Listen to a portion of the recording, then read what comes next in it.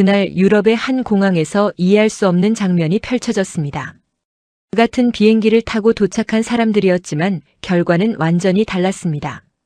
누군가는 단 몇 초 만에 입국장을 빠져나갔고 누군가는 긴 줄 앞에서 발이 묶여버렸습니다. 그녀 역시 그 줄에 서 있었습니다. 그리고 그 순간 처음으로 이런 생각이 들었습니다. 왜 나만 여기 있는 걸까요? 그때 옆에서 들려온 한마디. 한국에서 왔으면 바로 통과인데. 그 말이 모든 것을 바꾸기 시작했습니다. 영상을 시작하기 전에 구독, 좋아요 꾹 눌러주세요. 영상 제작에 큰 힘이 됩니다. 금요일 오후 4시 17분이었습니다. 사무실 한쪽에서 누군가 소리를 질렀어요. 야, 오사카 13만 원이래. 그 순간부터였습니다. 조용하던 사무실이 3초 만에 뒤집어졌어요. 여기저기서 의자 끄는 소리가 났습니다. 핸드폰을 꺼내는 소리, 카드 긁는 소리, 웃음소리. 옆자리 지은 씨가 자리에서 반쯤 일어나더니 저를 봤어요. 타라 씨, 빨리요. 자리 얼마 없대요. 저는 핸드폰을 들었습니다. 링크를 눌렀어요. 예약 페이지가 열렸습니다. 출발일 이번 주 토요일. 가격 12만 8천 원. 파란 버튼이 화면 맨 아래에 있었어요. 예약하기. 엄지손가락을 버튼 위에 올렸습니다. 그리고 멈췄어요. 머릿속에서 계산이 돌아갔습니다. 출발일 토요일. 오늘 금요일 오후. 비자 처리 최소 5영업일. 주말은 포함 안 됩니다. 3초였어요. 계산이 끝나는데 딱 3초. 손가락을 내렸습니다. 핸드폰을 뒤집어서 책상에 내려놨어요. 타라 씨는요? 지은 씨가 물었습니다. 기대에 찬 눈이었어요. 저는 못 가요. 왜요? 13만 원인데. 비자가 필요해서요. 지은 씨 얼굴이 굳었습니다. 아 하는 표정이었어요. 옆에서 듣고 있던 박 대리도 말을 멈췄습니다. 잠깐 어색한 침묵이 흘렀어요. 아, 맞다. 미안해요, 타라 씨. 괜찮아요. 익숙해요. 웃었습니다. 자연스럽게 아무렇지 않게. 7년 동안 연습한 웃음이었어요. 대화는 거기서 끝났습니다. 지은 씨는 다시 핸드폰을 받고 박 대리는 자기 모니터로 돌아갔어요. 사무실은 다시 들썩였습니다. 숙소 어디로 할지, 뭐 먹을지, 몇 시에 만날지. 저는 모니터를 켰습니다. 기획안 파일을 열었어요. 화면 속 글자들이 눈에 들어오지 않았습니다. 부럽다. 속으로만 했어요. 소리 내지 않았습니다. 저도 그냥 가고 싶었거든요. 거창한 게 아니었어요. 그냥 같이 공항 가서 수다 떨고 예쁜 사진 찍고 맛있는 거 먹고 그 평범한 것들이 하고 싶었습니다. 근데 저한테는 그게 13만 원짜리 일이 아니었어요. 비자 신청, 서류 준비, 대기, 결과 통보. 빠르면 일주일, 늦으면 그 이상. 그리고 결과가 나올 때까지는 아무것도 확정할 수 없습니다. 항공권도 숙소도 일정도. 그냥 기다려야 해요. 그러니까 동료들이 13만 원 내고 주말 여행 가는 동안 저는 그 주말에 출발할 수가 없는 거였습니다. 구조가 그랬어요. 누가 나쁜 게 아니었어요. 창밖을 봤습니다. 늦은 오후 햇살이 건물 유리에 반사되고 있었어요. 아름다운 풍경이었습니다. 근데 이상하게 멀게 느껴졌어요. 제 이름은 타라백입니다. 우즈베키스탄 타슈켄트에서 태어났고 20살에 한국으로 유학을 왔어요. 경영학과 마케팅을 공부했고 졸업 후 이 외국계 광고 회사에 취직했습니다. 글로벌 마케팅 기획, 해외 클라이언트 대응, 유럽이랑 일본 프로젝트를 주로 맡아요. 회사 동료들이 그러더라고요. 이건 타라 씨가 제일 잘 알아요. 고마운 말이었습니다. 진심으로요. 근데 그 타라 씨가 오사카 왕복 13만 원짜리 여행을 못 갑니다. 7년째예요. 이 나라에서 7년을 살았는데 저는 아직도 즉흥으로 비행기를 탈 수가 없어요. 아직도 공항 가기 전에 비자부터 확인해야 하고 출발일을 역산해서 서류를 준비해야 하고 결과가 나올 때까지 아무것도 못 잡아둬야 합니다. 사무실 채팅방이 계속 울렸어요. 누군가 웃음 이모티콘을 연달아 보냈습니다. 저는 핸드폰을 뒤집어둔 채로 기획안만 봤어요. 이번이 처음이 아니었습니다. 비슷한 순간이 몇 번 있었어요. 팀 워크숍이 해외로 바뀌었던 날, 출장 일정이 갑자기 잡혔던 날, 동료들이 즉흥으로 여행을 결정했던 날. 매번 저는 같은 말을 했습니다. 괜찮아요. 익숙해요. 그리고 매번 정말로 괜찮은 척 하루를 마쳤어요. 근데 그날은 조금 달랐습니다. 집으로 돌아오는 버스 안에서 창밖을 보다가 문득 이런 생각이 들었어요. 나는 언제까지 익숙해질 건가? 그 질문이 오래 머물렀습니다. 월요일 오전이었습니다. 지은 씨가 자리에 앉자마자 핸드폰을 꺼냈어요. 뭔가를 누르더니 혼잣말을 했습니다. 아, 진짜 편하다. 뭐 해요? 적금 새로 들었어요. 아침에 출근하면서 앱으로 했는데 5분도 안 걸렸어요. 저는 잠깐 지은 씨 핸드폰 화면을 봤어요. 계좌 개설 완료. 가입 금액. 만기일. 깔끔하게 정리된 화면이었습니다. 저도 한번 해볼까요? 그냥 앱 깔면 돼요. 되게 쉬워요. 점심시간에 해봤습니다. 같은 은행 앱을 설치했어요. 계좌 개설을 눌렀습니다. 본인 인증 화면이 나왔어요. 휴대폰 인증을 눌렀습니다. 그리고 한 줄이 떴어요. 외국인은 지원되지 않습니다. 잠깐 화면을 봤습니다. 다른 앱을 찾아봤어요. 결과는 같았습니다. 세 번째 앱은 아예 외국인 항목 자체가 없었어요. 결국 은행에 직접 갔습니다. 번호표를 뽑았어요. 37번. 현재 대기번호 19번. 플라스틱 의자에 앉았습니다. 번호판이 천천히 올라갔어요. 37번이 불렸습니다. 창구에 앉았어요. 외국인 등록증 주세요. 꺼냈습니다. 여권도 같이 주세요. 이거 신분증 아닌가요? 직원이 잠깐 멈췄어요. 표정이 미묘하게 굳었습니다. 관행상 여권도 확인해야 해서요. 관행. 그 단어 앞에서는 아무 말도 할 수가 없었어요. 따질 수도 없었습니다. 그냥 고개를 끄덕였어요. 내일 여권 가지고 다시 오세요. 자리에서 일어났습니다. 은행 문을 나서는데 햇살이 눈에 들어왔어요. 눈부셨습니다. 시계를 봤어요. 점심시간이 다 지나가고 있었습니다. 다음날 여권을 챙겨서 다시 갔어요. 또 번호표를 뽑았습니다. 또 기다렸어요. 이번엔 됐습니다. 지은 씨는 5분이었어요. 저는 이틀이 걸렸습니다. 비슷한 일이 또 있었어요. 정부 민원 처리가 필요했습니다. 박 대리한테 물었어요. 이거 어떻게 해요? 정부 24앱으로 바로 되는데요. 되게 쉬워요. 저도 되나요? 박 대리가 잠깐 생각했습니다. 외국인은 직접 가야 할 수도 있어요. 출입국사무소에 갔어요. 오전 일찍 갔는데도 대기번호가 87번이었습니다. 기다렸어요. 차례가 됐어요. 서류를 내밀었습니다. 담당자가 훑어보더니 고개를 들었어요. 이 서류 없으면 접수가 안 되는데요. 그게 필요한 줄 몰랐어요. 안내문에 나와 있어요. 한국어 안내문이었습니다. 꼼꼼히 읽었는데 놓쳤던 거였어요. 말문이 막혔습니다.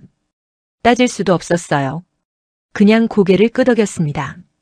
다시 준비해서 오세요. 자리에서 일어났어요. 출입국사무소 문을 나서면서 하늘을 봤습니다.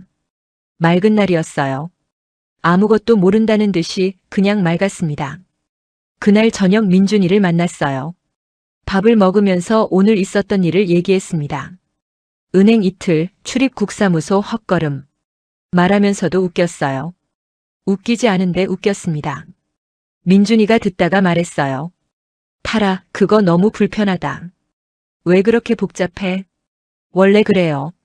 한국 사람들은 다 앱으로 하는데 저는 한국 사람이 아니니까요. 민준이가 잠깐 멈췄습니다. 뭔가 말하려다가 입을 닫았어요. 저는 밥을 먹었습니다. 아무렇지 않게. 틀린 게 아니었어요. 차별도 아니었습니다. 그냥 이 나라 시스템이 기본으로 상정하는 사람이 따로 있었어요.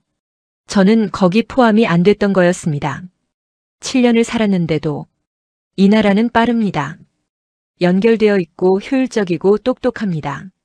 근데 그게 전부 저를 제외하고 돌아가고 있었어요. 저만 빼고 이 나라는 빠릅니다.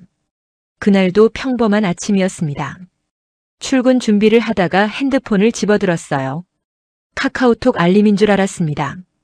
아니었어요. 발신인이 법무부였습니다. 체류기간 만료 예정 안내. 귀하의 체류기간이 28일 후 만료됩니다. 손이 멈췄어요. 28일. 한 달이 채 안 남았습니다. 아침에 마시던 커피를 내려놨어요. 화장실 거울 앞에 서 있었는데 거울 속 제 얼굴을 보는 건지 핸드폰 화면을 보는 건지 모르겠었습니다. 7년을 살았어요. 그동안 비자를 몇 번이나 연장했는지 셀 수가 없습니다. 그때마다 이 기분이 왔어요. 알림 하나로 하루가 흔들리는 이 기분. 내 삶이 전부 여기 있는데 자격은 여전히 유효기간이 있다는 기분. 출근하자마자 하이코리아 사이트에 접속했습니다. 화면이 열렸어요. 메뉴가 가득했습니다. 전부 한국어였어요. 7년을 살았으니 한국어는 됩니다. 근데 이건 달랐어요. 법무부 행정 용어였거든요. 체류 자격 변경, 체류 기간 연장, 외국인 등록증 재발급, 근무처 변경. 비슷해 보이는 단어들이 줄줄이 늘어서 있었습니다. 제 상황이 어디에 해당하는지부터가 불분명했어요. 버튼을 하나 눌렀습니다. 다른 페이지로 넘어갔어요. 또 메뉴가 가득했습니다. 뒤로 갔어요. 다시 처음부터 봤습니다. 또 눌렀어요. 또 막혔습니다. 결국 전화를 했어요. 외국인 체류 안내 전화 1345번이었습니다. 연결음이 울렸어요. 기다렸습니다. 드디어 연결이 됐어요. 네, 외국인 종합안내센터입니다. 안녕하세요. 27 비자 연장 신청하려고 하는데요. 어떻게 해야 하는지 알 수 있을까요? 27이요? 고용주 쪽에서 먼저 서류를 준비해야 하는 경우가 많아서요. 회사에 확인했는데 개인 신청도 가능하다고 했어요. 그렇다면, 잠깐 침묵이 흘렀습니다. 관할 출입국사무소에 직접 문의하시는 게 정확할 것 같아요. 케이스마다 달라서 저도 정확히는. 네, 감사합니다. 전화를 끊었어요. 모니터를 봤습니다. 1345번에 전화하기 전이랑 후가 달라진 게 없었어요. 오히려 더 불안해졌습니다. 케이스마다 다르다는 말이 머릿속에 맴돌았어요. 다음 날 출입국사무소에 갔습니다. 오전 9시에 갔어요. 문이 열리자마자 들어갔습니다.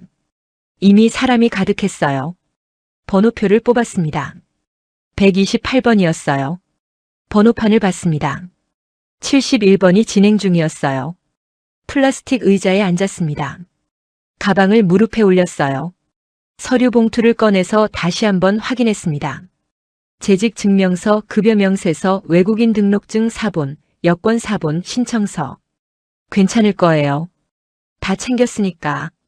번호가 천천히 올라갔어요. 80번, 90번, 100번.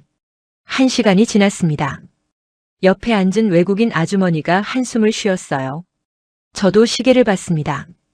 회사에 오전 반차를 냈는데 시간이 빠듯했어요. 128번이 불렸습니다. 창구로 걸어갔어요. 자리에 앉았습니다. 서류 봉투를 내밀었어요. 담당자가 하나씩 꺼냈습니다. 재직 증명서를 봤어요.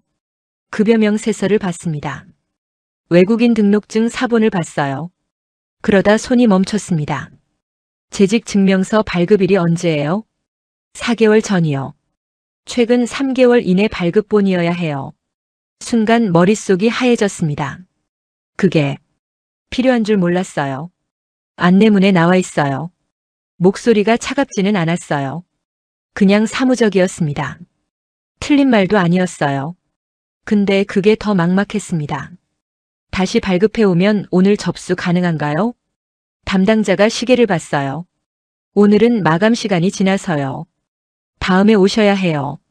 자리에서 일어났습니다. 출입국사무소 문을 나섰어요. 바깥 공기가 차가웠습니다. 멈춰 섰어요. 한동안 아무것도 하지 않았습니다. 핸드폰이 울렸어요. 민준이었습니다. 어떻게 됐어요? 서류 하나 부족해서 못했어요. 다음에 다시 와야 해요. 에이, 진짜요? 고생했겠다. 괜찮아요. 전화를 끊었습니다. 괜찮지 않았어요. 근데 괜찮다고 했습니다. 그냥 그랬어요. 7년입니다. 여기서 공부했고 취직했고 친구를 사귀었고 민준이를 만났고 이 나라 말로 꿈을 꿉니다. 밥도 혼자 차려 먹고 세금도 내고 야근도 합니다. 어디 봐도 여기 사는 사람이에요. 근데 저는 아직도 이 나라에 있어도 된다는 걸 증명해야 합니다. 서류 하나가 부족하면 다시 오고 날짜가 지나면 다시 신청하고 기간이 만료되면 또 연장합니다. 끝이 없었어요. 끝이 있기는 한 건지 모르겠었습니다.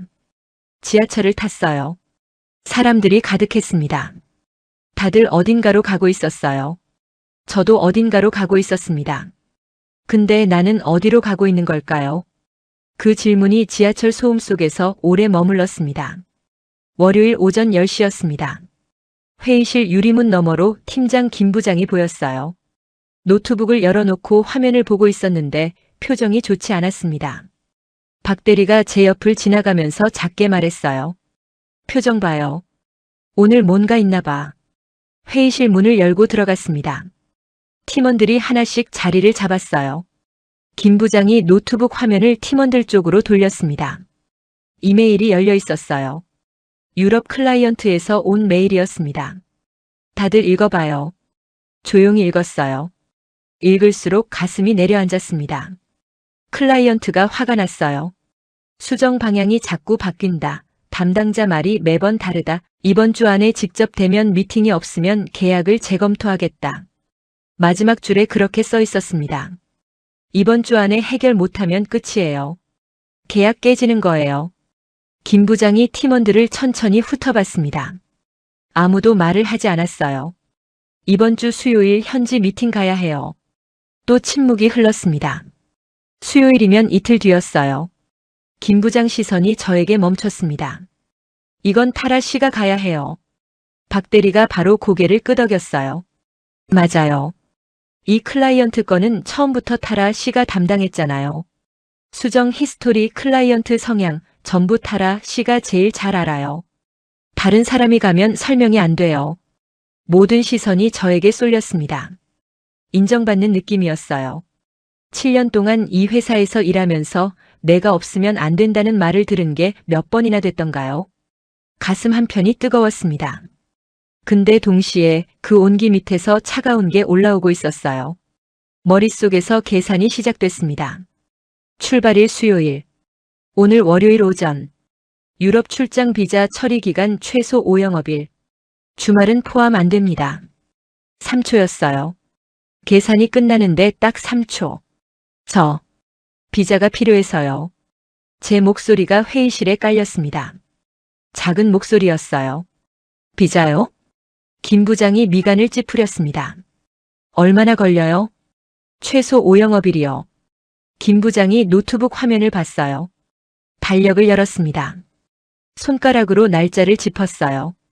그리고 천천히 눈을 들었습니다. 아무 말도 안 했어요. 그 침묵이 답이었습니다. 시간이 없네요.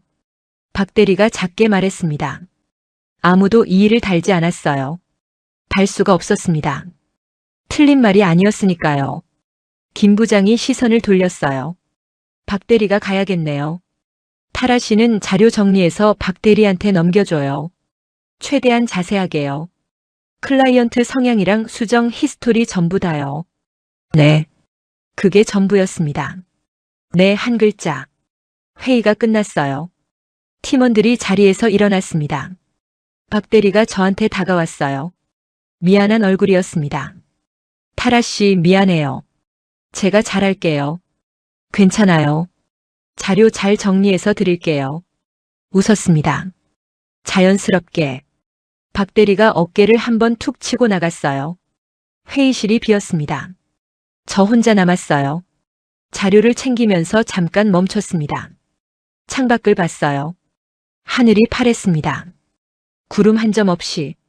아무것도 모른다는 듯이 그냥 파랬어요. 자리로 돌아왔습니다. 모니터를 켰어요. 클라이언트 폴더를 열었습니다. 파일이 줄줄이 나왔어요. 6개월치였습니다. 초안 17개, 수정본 34개, 피드백 메모 회의록, 클라이언트 성향 분석. 전부 제가 만든 거였어요. 이걸 이틀 안에 설명해야 했습니다. 잘 알고 있었어요. 6개월짜리 맥락은 이틀 브리핑으로 전달이 안 된다는 거. 이 클라이언트는 담당자가 바뀌는 걸 극도로 싫어하는 사람이었습니다. 말투가 조금만 달라져도 눈치를 챘어요. 박 대리가 잘못한 게 아니에요. 그냥 저여야 하는 미팅이었습니다. 결과가 어떻게 될지는 뻔했어요. 브리핑 파일을 새로 만들었습니다. 제목을 쳤어요. 클라이언트 인수인계 자료. 손가락이 키보드 위를 움직였어요. 글자들이 채워졌습니다. 근데 이상했어요. 타이핑을 하는데 손이 제 손 같지 않았습니다. 화면이 눈에 들어오는데 머릿속은 자꾸 다른 데 가 있었어요. 나는 해결할 수 있었습니다. 데이터도 알고 클라이언트 성향도 알고 해결 방법도 알고 있었어요. 전부 제 머릿속에 있었습니다.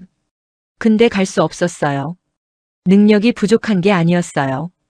준비가 안 된 게 아니었습니다. 여건이 달랐어요. 그것 하나였습니다. 그것 하나 때문에 오늘 이 자리에서 인수인계 파일을 만들고 있었어요. 타이핑을 멈췄습니다. 잠깐 눈을 감았어요. 그리고 조용히 결심했습니다. 다음엔 내가 간다. 무슨 일이 있어도. 2달 후였습니다. 같은 유럽 클라이언트 건으로 후속 미팅이 잡혔어요. 팀 회의가 끝나고 김 부장이 저를 따로 불렀습니다. 회의실 문을 닫더니 조용히 물었어요. 타라 씨, 이번엔 가능해요? 저는 1초도 망설이지 않았습니다. 네. 이번엔 제가 가요. 김 부장이 잠깐 저를 봤어요. 뭔가 말하려다가 그냥 고개를 끄덕였습니다. 믿을게요. 회의실을 나오면서 속으로 되뇌었어요. 이번엔 간다. 무슨 일이 있어도. 그날 저녁부터 시작했습니다. 노트북을 펼치고 유럽 출장 비자 서류 목록을 검색했어요. 화면을 보는 순간 숨이 잠깐 막혔습니다. 여권 사본, 재직 증명서, 급여 명세서 3개월치, 잔고 증명서, 항공권 예약 확인서, 호텔 예약 확인서, 여행자 보험 가입 확인서, 회사 초청장, 사업자 등록증 사본, 대사관 면접 예약 확인서. 10가지였어요. 항공권이랑 호텔은 미리 결제해야 했습니다. 비자가 거절되면 환불이 안 되는 조건이었어요. 수백만 원이었습니다. 손이 떨렸어요. 결제 버튼 위에서 손가락이 멈췄습니다. 눌렀어요. 결제 완료 문자가 왔습니다. 핸드폰을 내려놨어요. 이미 돌아올 수 없었습니다. 다음 날부터 서류 수집이 시작됐어요. 재직 증명서는 총무팀에 신청했습니다. 급여 명세서는 인사팀에 따로 요청해야 했어요. 잔고 증명서는 은행에 직접 갔습니다. 여행자 보험은 앱으로 되는 줄 알았는데 외국인은 지점 방문이 필요하다고 했어요. 퇴근하고 지점에 갔습니다. 문 닫기 10분 전이었어요. 회사, 은행, 보험사, 다시 회사, 다시 은행. 사흘이 걸렸습니다. 낮엔 기획안 만들고 점심엔 뛰어다니고 퇴근 후엔 서류 챙기고. 민준이가 저녁에 전화를 했어요. 밥은 먹었어요? 아직이요. 지금 몇 시인데요? 서류 때문에요.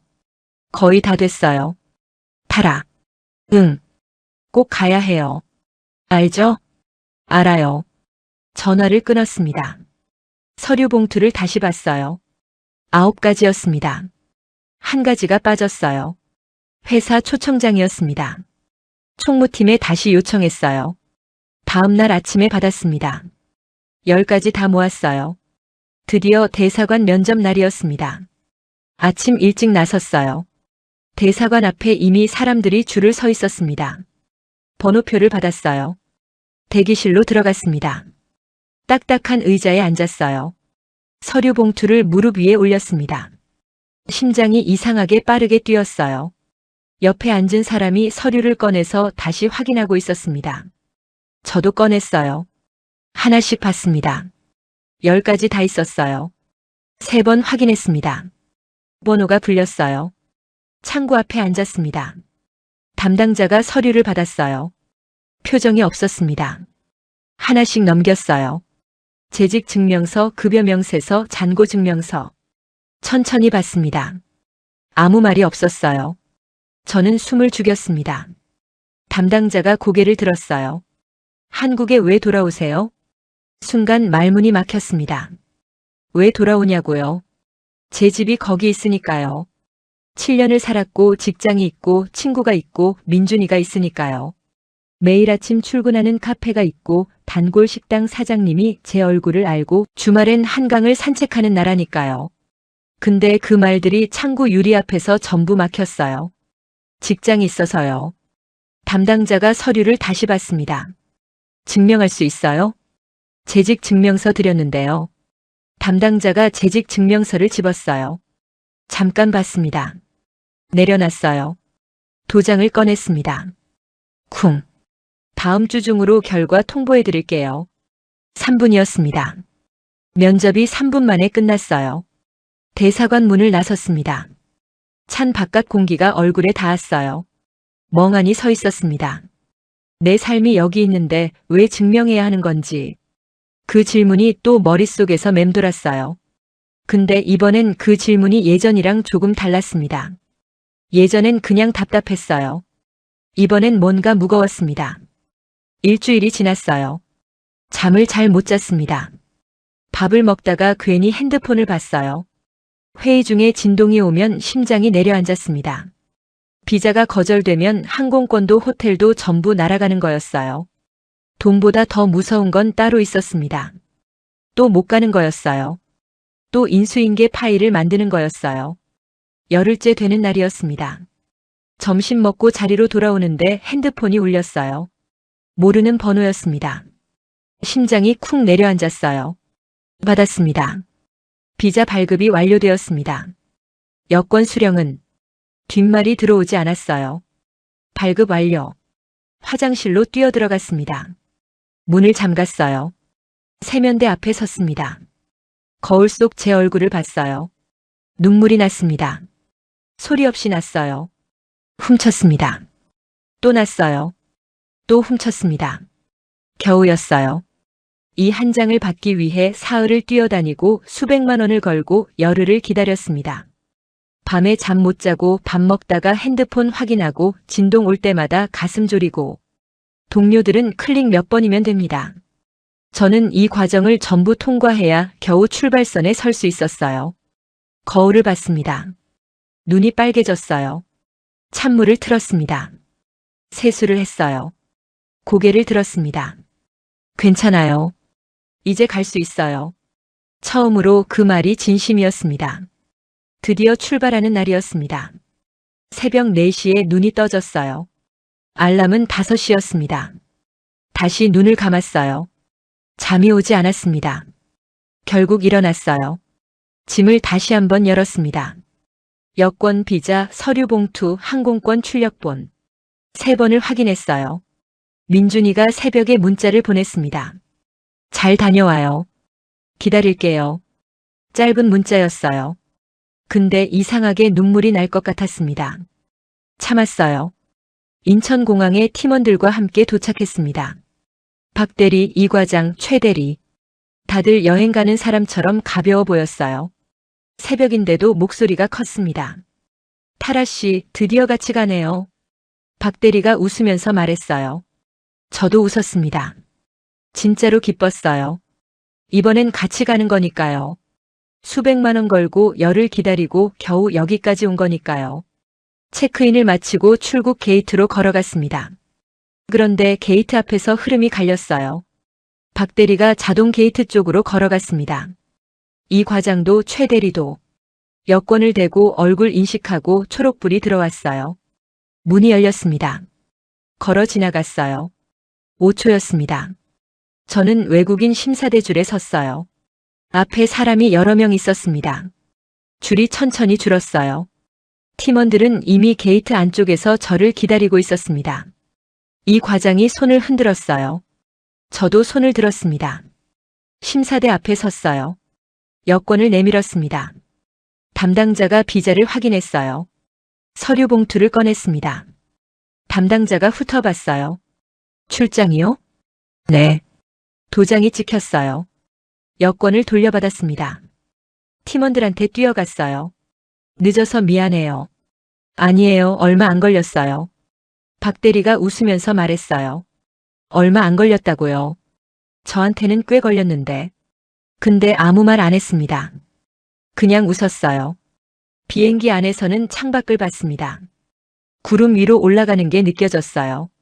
팀원들은 옆에서 영화를 보거나 잠을 잤습니다.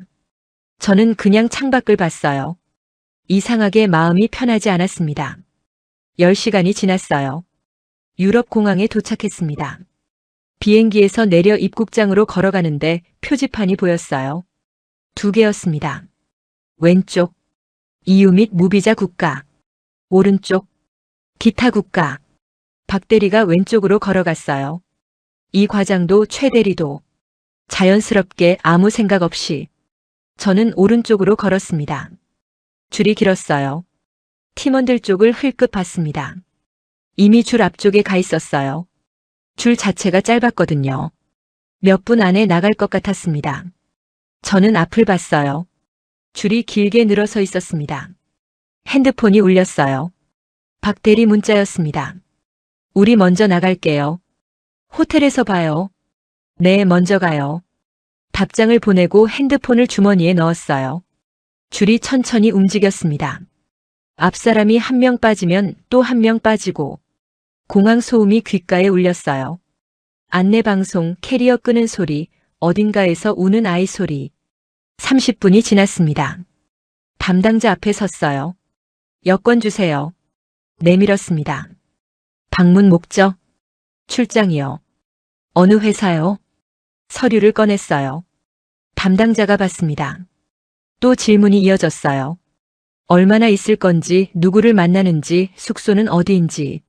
하나씩 대답했습니다. 도장이 찍혔어요. 입국장을 나왔습니다. 팀원들이 없었어요. 당연했습니다. 40분이 넘었으니까요. 공항 로비를 걷는데 이상하게 다리가 무거웠어요. 피곤해서가 아니었습니다. 뒤를 돌아봤어요. 오른쪽 줄이 아직도 길게 늘어서 있었습니다. 지쳐 보이는 사람, 서류 봉투를 꽉 쥔 사람, 멍하니 앞만 보는 사람. 조금 전까지 제가 거기 서 있었어요. 같은 비행기를 타고 왔습니다. 같은 시간에 출발했어요. 근데 도착은 달랐습니다. 공항 의자에 잠깐 앉았어요. 짐을 내려놨습니다. 천장을 봤어요. 높고 넓었습니다. 사람들이 분주하게 지나갔어요. 다들 어딘가로 향하고 있었습니다. 그때 문득 이런 생각이 들었어요. 나는 입국한 게 아니었습니다. 확인당한 거였어요. 수백만 원을 걸고 사흘을 뛰어다니고 열흘을 기다리고 대사관에서 3분 면접을 보고 공항에서 40분을 서 있다가 겨우 확인당한 거였습니다. 언제까지 이 줄에 서야 하는 걸까요? 핸드폰을 꺼냈어요. 호텔 주소를 검색했습니다. 자리에서 일어났어요. 짐을 다시 들었습니다. 출구를 나서는데 찬 바람이 얼굴에 닿았어요. 눈을 잠깐 감았습니다. 내일은 미팅이었어요. 6개월을 준비한 미팅이었습니다. 이 나라까지 오기 위해 그보다 훨씬 많은 걸 준비해야 했던 미팅이었어요. 걷기 시작했습니다. 그 질문을 가슴에 품은 채로. 언제까지일까요? 미팅 당일 아침이었습니다. 호텔 창문으로 햇살이 들어왔어요. 오래된 건물들이 보였습니다. 붉은 지붕, 좁은 골목, 천천히 걷는 사람들.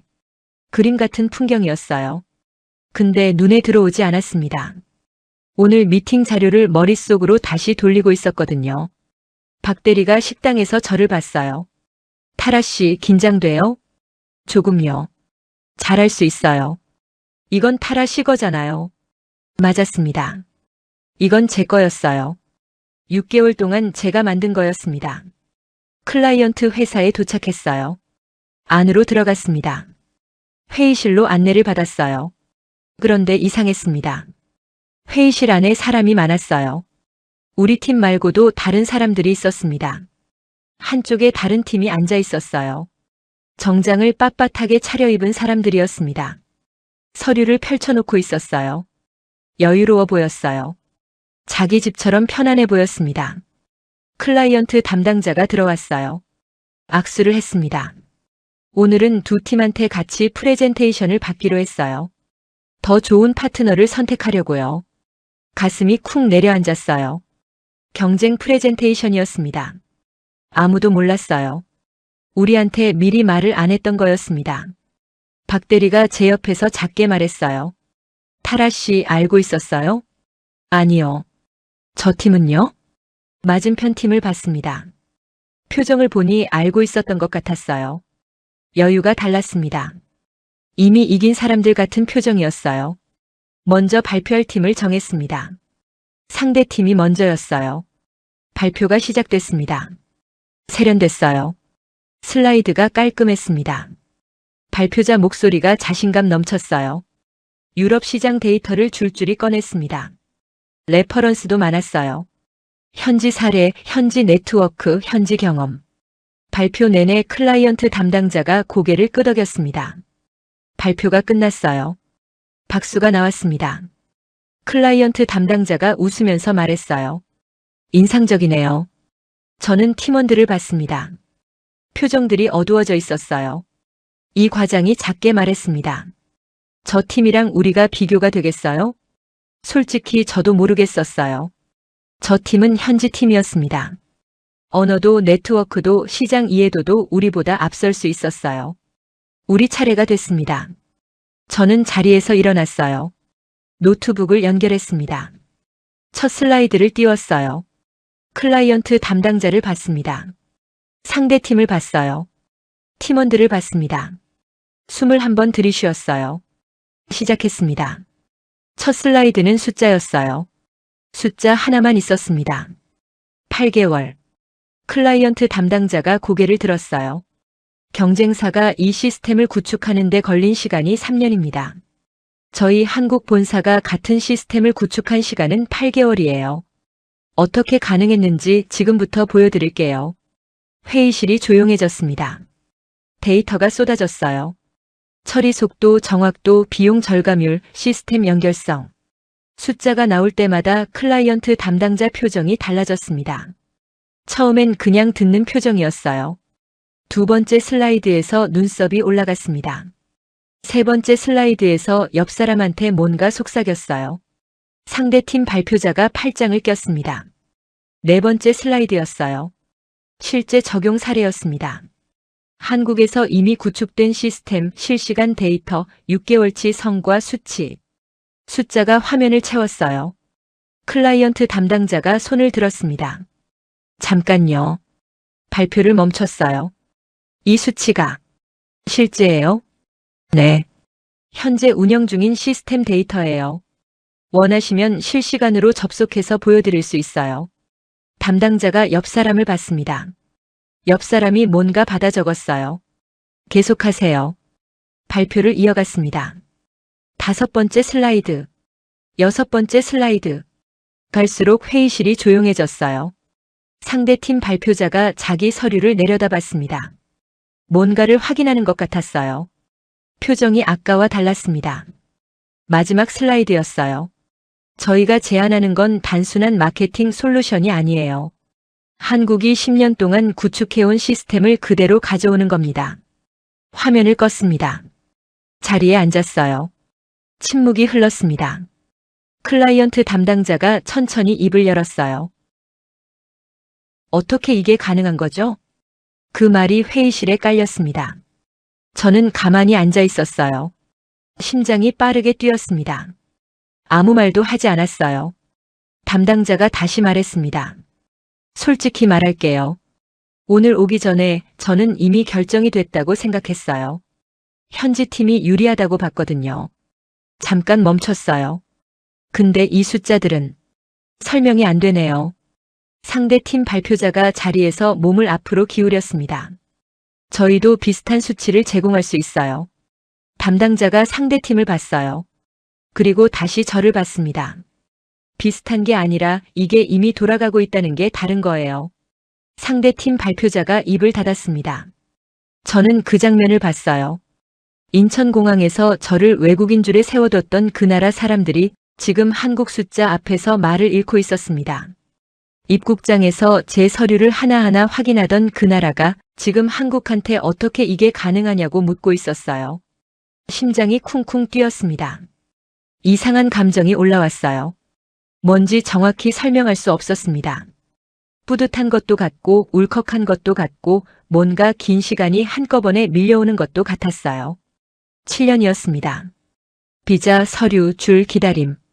이 나라에서 확인당하고 저 나라에서 확인당하고 그렇게 7년을 살았어요. 근데 제가 대표해서 가져온 이 나라가 지금 저 사람들을 침묵시키고 있었습니다. 미팅이 끝났어요. 복도를 걷는데 박 대리가 제 옆으로 왔습니다. 아무 말도 안 했어요. 그냥 제 어깨를 한번 툭 쳤습니다. 그것만으로 충분했어요. 호텔로 돌아오는 길에 민준이한테 문자를 보냈습니다. 잘 됐어요.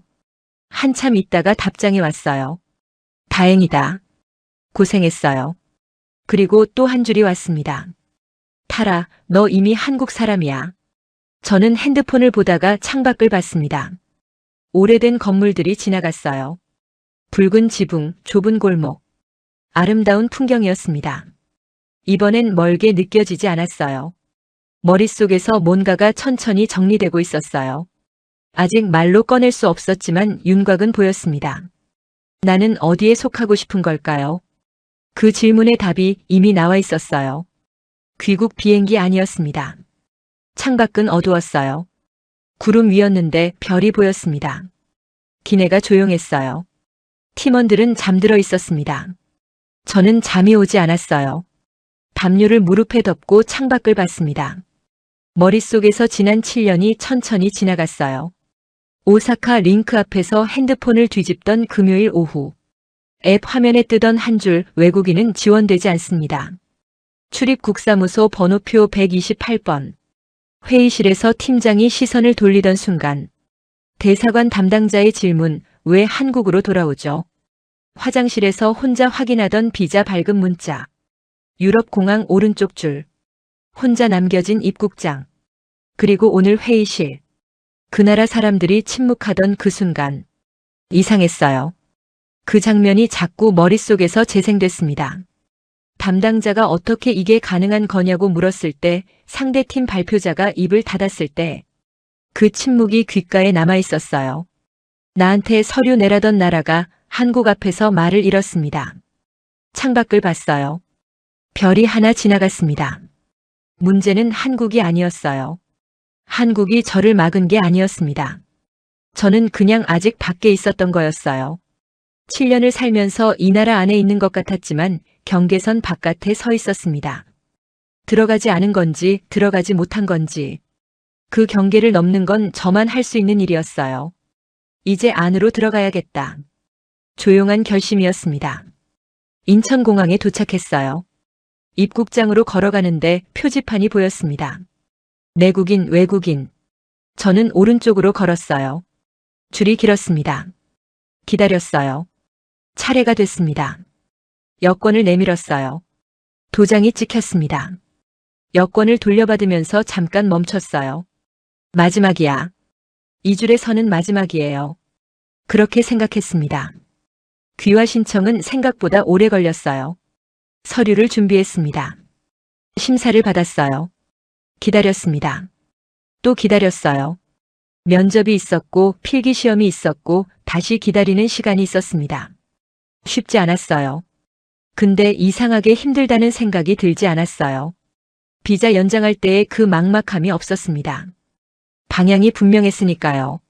민준이가 면접날 아침에 문자를 보냈어요. 잘할 수 있어요. 처음부터 타락어였으니까요. 그 문자를 면접실 앞에서 읽었습니다. 심장이 뛰었어요. 그러던 어느 날이었어요. 오전 회의를 마치고 자리로 돌아오는데 핸드폰이 울렸습니다. 축하합니다. 국적 취득이 승인되었습니다. 멈췄습니다. 복도 한가운데서 멈췄어요. 옆에서 동료가 지나갔습니다. 아무도 몰랐어요. 저 혼자만 알았습니다. 화면을 다시 읽었어요. 틀림없었습니다. 화장실로 들어갔어요. 문을 잠갔습니다. 거울을 봤어요. 비자 발급 문자를 받고 혼자 울었던 그 화장실이었습니다. 그때랑 똑같은 거울 앞이었어요. 근데 이번엔 달랐습니다. 그때는 겨우였어요. 이번엔 드디어였습니다. 눈물이 났어요. 그때랑 똑같이 소리 없이 났습니다. 근데 느낌이 달랐어요. 며칠 후 여권을 받았습니다.